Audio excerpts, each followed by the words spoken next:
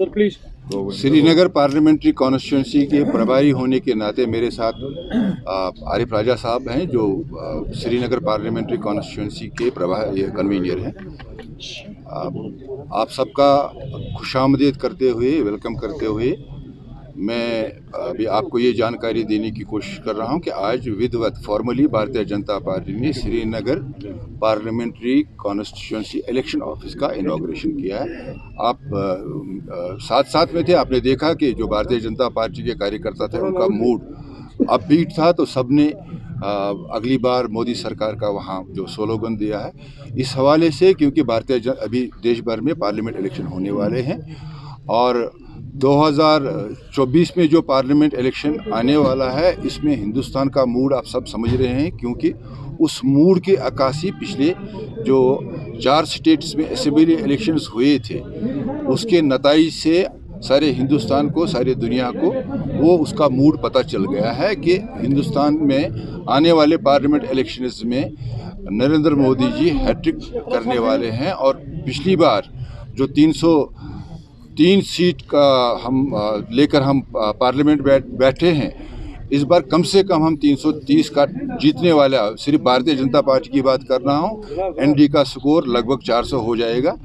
और जो हिंदुस्तान का मूड है वो ये भी जानते हैं कि जो एक कोशिश की गई थी कांग्रेस के ओर से एक इंडिया अलायंस बनाने की, तो कांग्रेस एक एनपीए हो गई है, नॉन परफॉर्मिंग एसेट बन गई है हिंदुस्तान में। वो हिंदुस्तान में अब एक लाइबिलिटी बनी है। कोशिश की थी उन्होंने कि एक अलायंस बनाकर, पर पिछले दिनों से आपने देखा है कि ममता बनर्जी ने ये डिसाइड किया है कि वो independently parliament election West Bengal में लड़ेगी।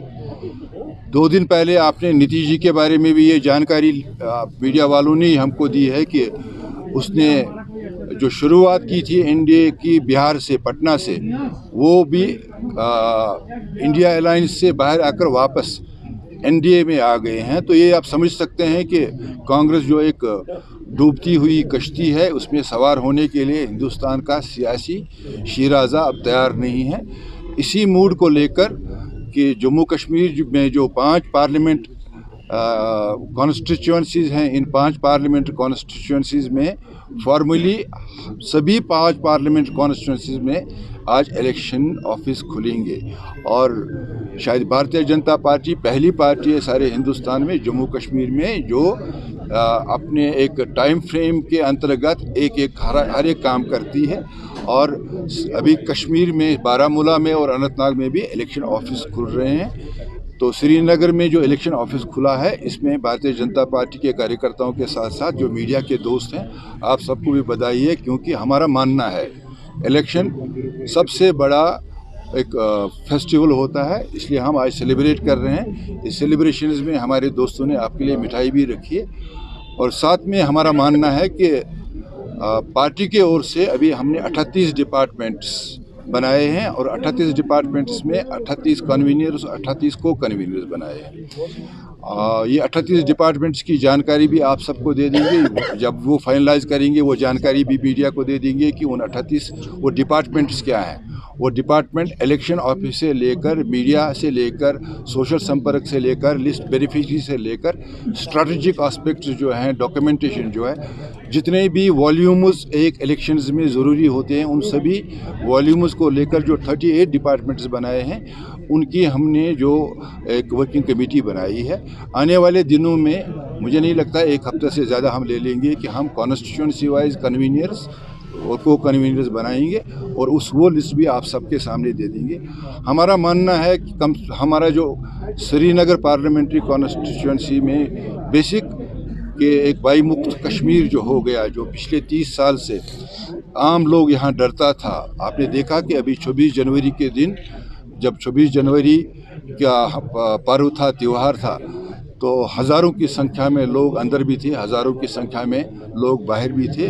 ऑनरेबल एलजी साहब ने जो इस बार डायरेक्शंस दी थी यहाँ के आईजी साहब को, एसएसपी साहब को, कि इस बार पिछली बार की तरह जब लोगों को रोका जाता था कि जो अब नेशनल पर्व है उसमें न जाने की कोशिश की जाती थी। इसलिए इस बार वो जो इम्पीडिमेंट्स थे उनको दूर करके जो एक माहौल साजगार बनाने की बात है, बहुत हद तक वो माहौल साजगार बना है और कश्मीर आज खुलकर अपनी बात रख रहा है, सियासी बात रख रहा है, समाजी बात रख रहा है, उनके जो कंसर्न्स हैं उन पे वो सेंसिटाइज कर रहा है, लेजिस्लेट कर रहा है। और आप मीडिया कर्मी जो एक पिछले 30 साल के बड़े कठिन दौर से गुजरे हैं, आप भी बड़े फ्रीली काम कर रहे हैं, पर उसमें जो भारतीय जनता पार्टी की जो रोल है, वो भारतीय जनता पार्टी के कार्यकर्ताओं का जो रोल है कश्मीर में, वो बहुत अहम रहा है। और हम मानते हैं कि श्रीनगर का पार्लियामेंट्री कॉन्स्टिट्यूंसी में, जिसमें यहाँ 18 असेंबली सेगमेंट्स हैं, 17,15,000 वोट है,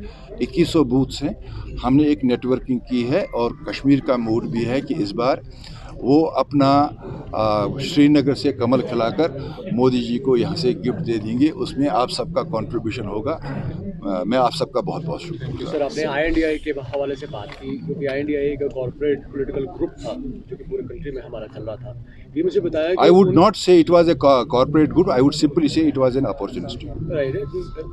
तो ये जानना चाहेंगे कि आप उसकी सिचुएशन देख के आप जो मतभेद चल रहा है, क्या उसका असर जम्मू कश्मीर की राजनीति पर भी पड़ेगा लोकसभा चुनाव में? क्योंकि यहाँ पे भी सीटों के बंटवारे को लेकर कई तरह की देखो, सच बात यह है कि यहाँ लद्दाख को लेकर 6 सीट्स हैं, 4 पे कोई चर्चा नहीं करनी है, 4 डिसाइड हो गई। जम्मू, उधमपुर, लद्दाख और जो अनंतनाग राजौरी सीट है उसमें तो मूड हमने देख लिया।